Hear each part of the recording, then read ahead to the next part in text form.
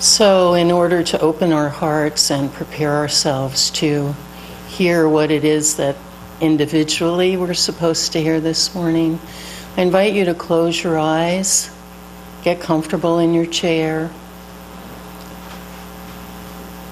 pray or meditate as your belief is.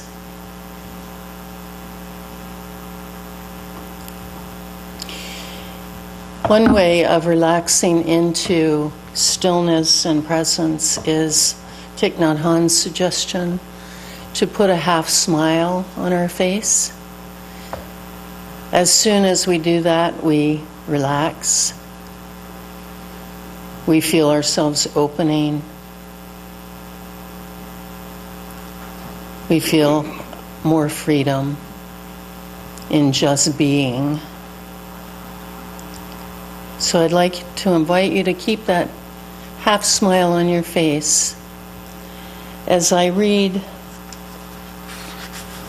something by William Ellery Channing.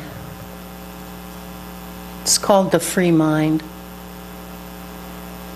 I call that mind free, which masters the senses and which recognizes its own reality and greatness, which passes life not in asking what it shall eat or drink, but in hungering, thirsting, and seeking after righteousness. I call that mind free, which jealously guards its intellectual rights and powers, which does not content itself with a passive or hereditary faith, which opens itself to light whensoever it may come, which receives new truth as an angel from heaven.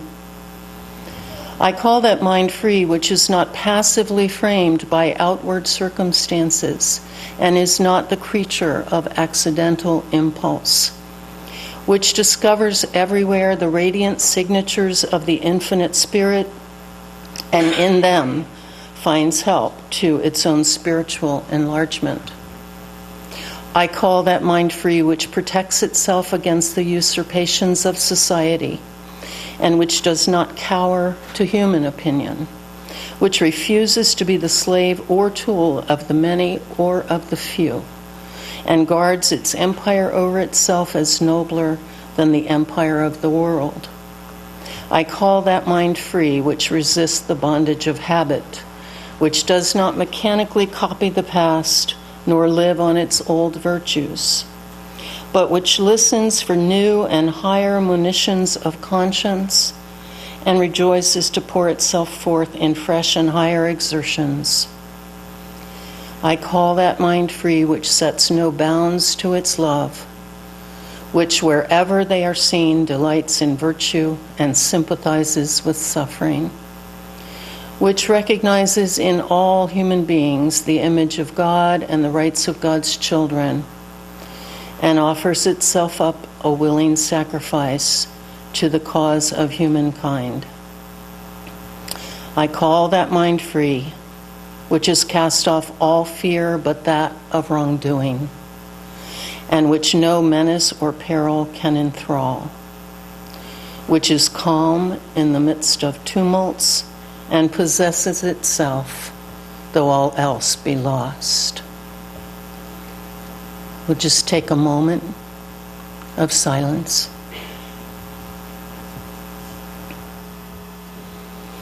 I love being up here and getting to see all your beautiful faces.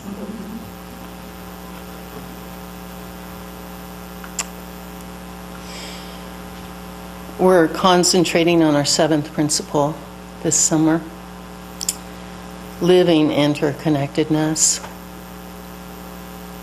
Interdependence. And our 7th principle calls us to have respect for the interdependent web of all existence of which we are a part. A part, not a part. If I could refine that principle just slightly, I would like it to read respect, reverence, and responsibility for the interdependent web of all existence of which we humans are a very small part. Respect comes from our minds. Reverence begins in our hearts and responsibility we carry with our physical bodies. We talk a lot about interdependence and interconnectedness, but talk without real, continued, and committed action every single day will not result in us actually living as if we believe that seventh principle. We can only begin to appreciate and manifest this principle in the world if we first nurture, grow, and live it in our individual experience of what it means to live interdependently within ourselves, realizing that our full potential is only manifested when mind, body, and spirit are operating from the same place of intention. What I mean is, if we are disconnected or compartmentalized within ourselves, for example, keeping our thinking on one level, our emotions on another, and our intuitive perceptions in yet a third compartment, then we cannot hope to live interdependence in the world. Here are some examples of what I mean. If in our hearts we believe in equity and in protecting the planet, but our minds, influenced by the teaching of the market economy, continue to push us to be good consumers, to grow the economy, to provide for our retirement, to make sure that we are all first taken care of, then our hearts and minds are in conflict. Or if we believe that all life is sacred and recoil at images of orangutans killed as a result of palm oil production, but continue to eat and use other products containing palm oil, then we have some real cognitive dissonance. Here's just a little information from the Rainforest Action Network on the importance of immediately working toward having only sustainable palm oil production or getting rid of it altogether.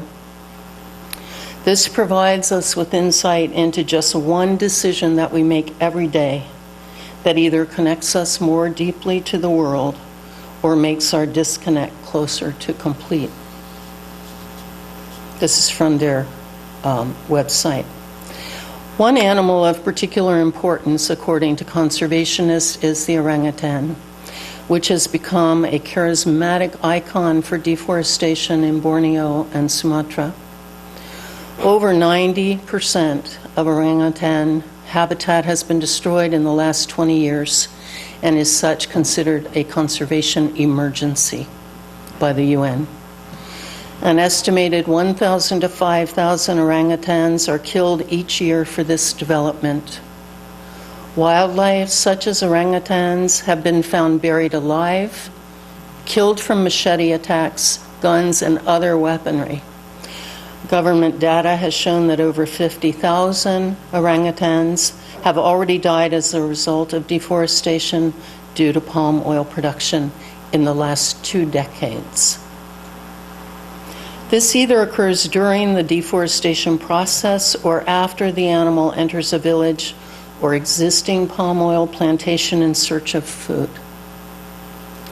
Mother orangutans are often also killed by poachers and have their babies taken to be sold or kept as pets or used for entertainment in wildlife tourism parks in countries such as Thailand and Bali. The orangutan is a keystone species and plays a vital role in maintaining the health of the ecosystem. An example of this being the spread of rainforest seeds in Indonesia, many of which can only germinate once passed through the gut of an orangutan. Hence, this primate is essential for the existence of the forest. But the orangutan is not the only species affected by palm oil development. Their situation represents the story of thousands of other species facing the same fate in Southeast Asia. And there are many other animals poached, killed, and displaced in the production of palm oil. There are also people displaced and exploited through slavery, both children and adults. I wanted to give you that background so that we understand when we are eating our morning blueberry muffin containing palm oil And when that becomes more important to us than the animal, human, and environmental cost of that, then we cannot truly mean that we have respect for the web, since we are poking holes in every part of it. Pope Francis says in the encyclical, the ecological crisis is primarily a spiritual crisis. We not only need new laws, we need to become different kinds of people, living our lives in fundamentally different ways. Ways which resist the quick and easy path of consumerism. And Naomi Klein's excellent book, This Changes Everything, is a thoughtful study on the fact that we will not be able to stop climate change and all of the destruction contained in that as long as we refuse to recognize that capitalism-driven consumerism is not only unsustainable, but is predicated on the destruction of our comet Earth. We Unitarians have been at the forefront of many social justice issues, among them slavery, women's rights, civil rights, including LGBTQ rights, marriage equality, immigration reform, and more. But that doesn't mean that there weren't and aren't long periods where we have battled with our consciences and among ourselves before we reach consensus. I want to read you something from the UUA website that gives insight into the spiritual and moral conflict that surrounded the UU discussion of human slavery and what should be done about it.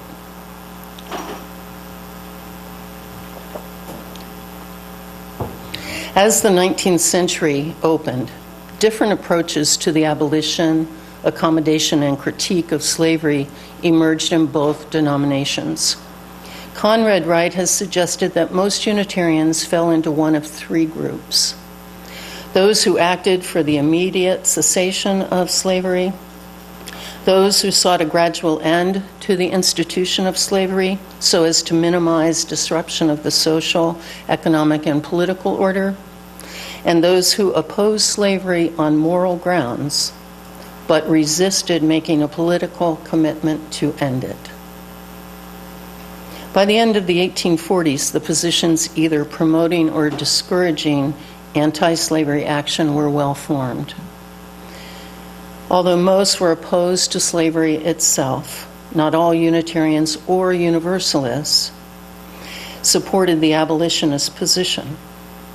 Some preferred a more gradual approach to abolition, one that would assure financial compensation for those who had invested in the purchase of slaves,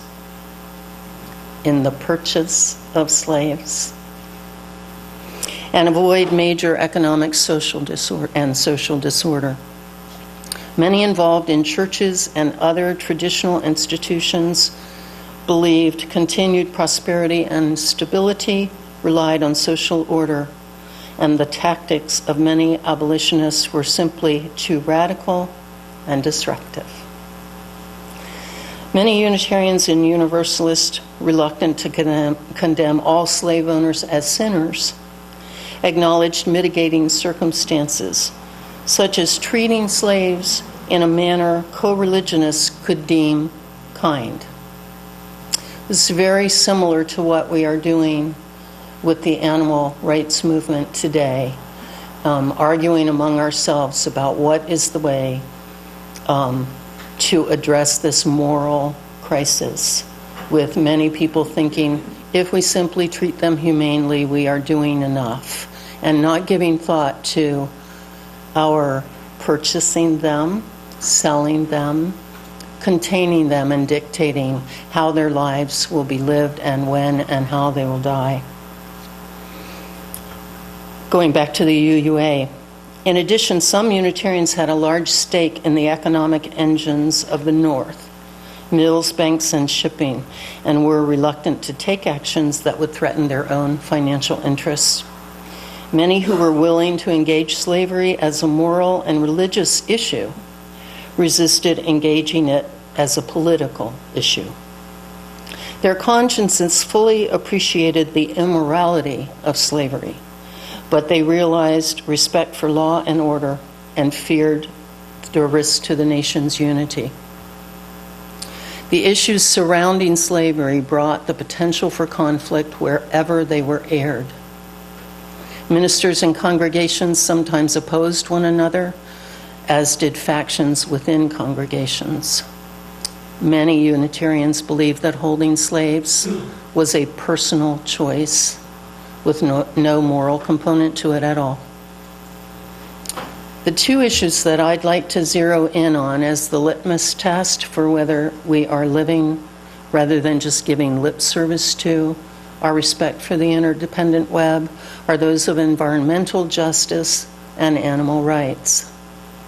Most of us know that the environmental path we are on is one of eventual total destruction of our own species, and that we will take down most everyone else with us. Yet we continue to live in a kind of bubble of denial,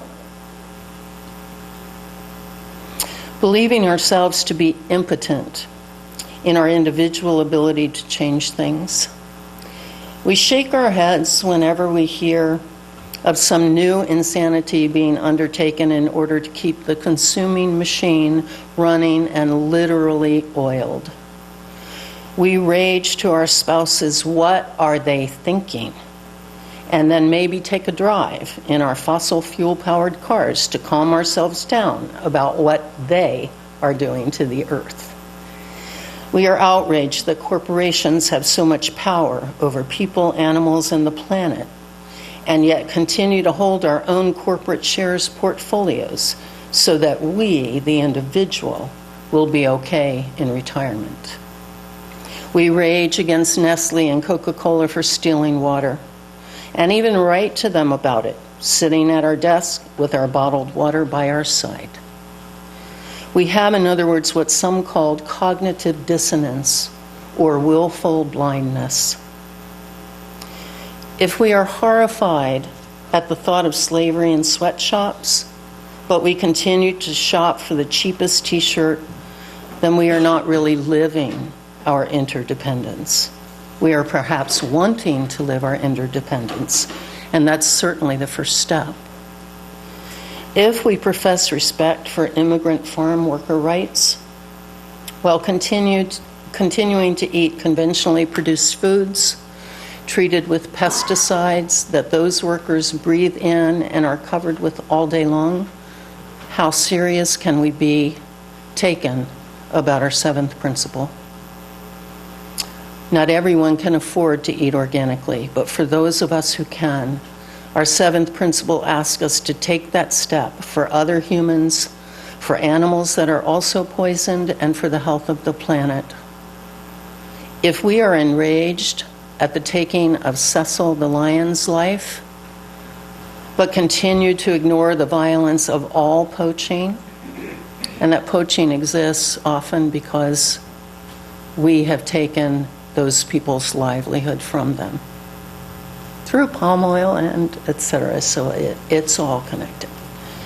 So if we're enraged by Cecil the lion's death, but not all poaching, all canned hunting, and all raising of animals for food, then we have not fully integrated our mind's intention of living that principle with our heart-dictated actions. I often had a visual image in thinking about Cecil in which I could see millions of people reading about him in the paper, on Facebook and other social media, shaking their heads over their bacon and egg breakfast without ever connecting the dots that would reveal that violence toward one is violence toward all.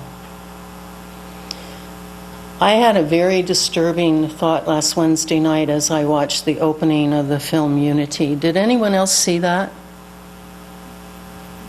It was only shown for one night in select theaters globally. I'm sure it's going to be released soon, maybe just on DVD, I'm not sure, but it's an amazingly powerful commentary on our interdependence, our interconnectedness. Very beautifully, beautifully done. But I had this disturbing thought when at the opening it was stated that there are 400 billion stars in our galaxy. That's a lot of stars. I thought that seemed kind of low, though, since we slaughter 60 billion animals globally each year. I thought to myself, is it actually possible that in 10 years we slaughter 1/3 more animals than there are stars in our galaxy? So I looked it up when I got home, and some sources say we only have 100 billion stars in our galaxy. There's a lot of debate about 100 or 400 billion. But that actually made me feel worse when I realized that would mean we slaughter 20 billion more animals every 2 years than there are stars in our galaxy. Either way, 100 or 400 billion stars, which is beyond our comprehension and appreciation, does not begin to compare to the practically incomprehensible, unquestioned belief among even those of great intellect that the violence we rain on animals is only business as usual and perfectly natural. When we examine that seventh principle, though, as a matter of great moral consequence, then we will have trouble continuing in socially normative behaviors for much longer.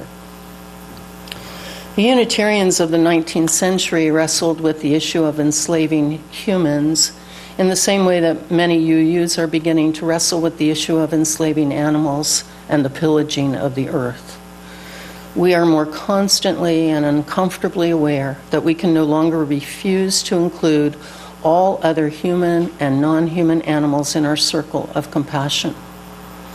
We are aware that viewing the earth and other beings as important only in as much as they can do for us is, if not immoral, at the very least, amoral. And we will hopefully learn from those earlier Unitarians that the excuses of the economy, social order, and tradition cannot rationalize what we know in our gut is wrong. If it were not wrong, we would not cry to see videos of mountaintop removal or the destruction of the boreal forests. We would not feel rage about species extinction. We would not have to turn our eyes away from the undercover videos in factory farms, foie gras operations, and seal fur massacres.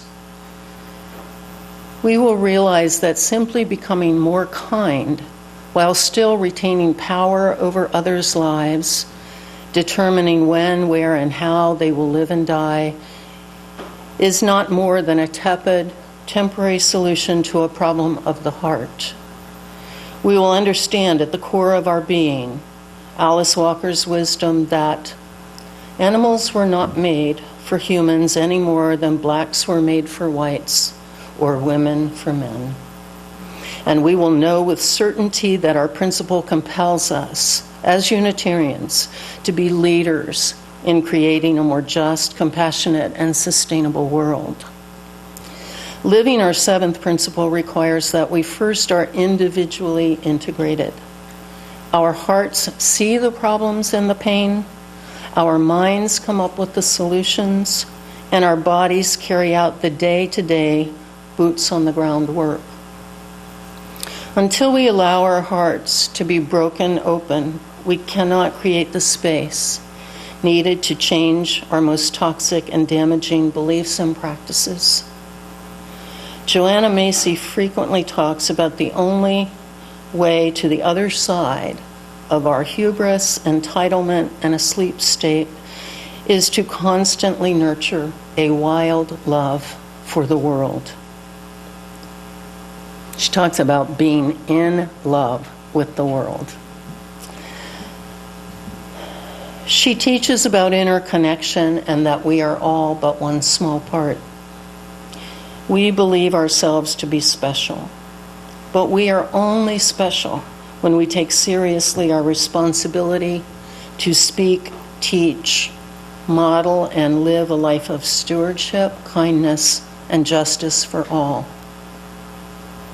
We each could have manifested as a child in Africa, a cow on a dairy farm, a whale, a snake, a blade of grass, a tree, or even one of our beloved dogs and cats.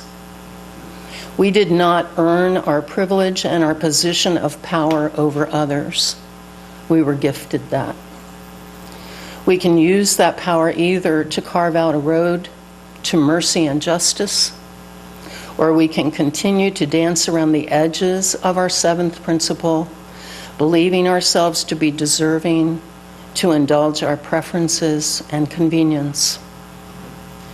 Because we each, animal, human, planet, were gifted our particular and unique place in the universe, I'd like to end with a poem by Rilke that Ms. Macy translated that encourages us to think in much more comprehensive ways about our place in the web.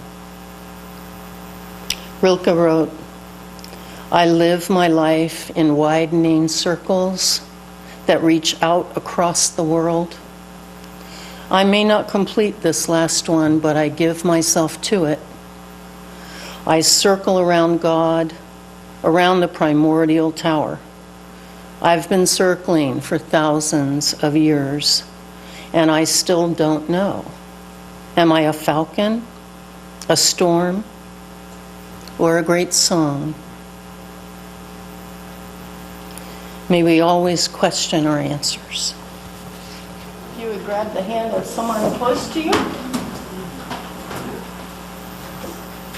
Oh well, I'll extinguish it out.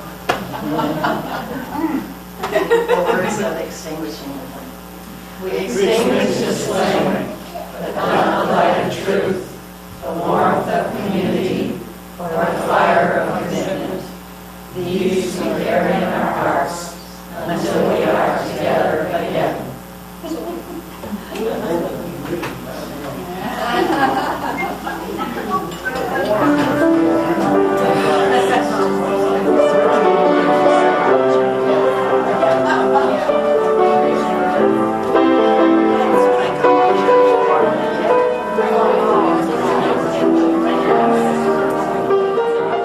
Join us for worship every Sunday at 10 a.m. at the Unitarian Universalist Church of Canandaigua, a welcoming congregation. We are located at 3024 Cooley Road, 4 miles west of South Main Street, Canandaigua, just north of the intersection with Routes 5 and 20. Look for the blue signs just before the turn. Your comments about this program or questions about the church are welcome at 585-396-1370 or at our website, www.canandaiguauu.org. Producer and editor, Daniel Brigham.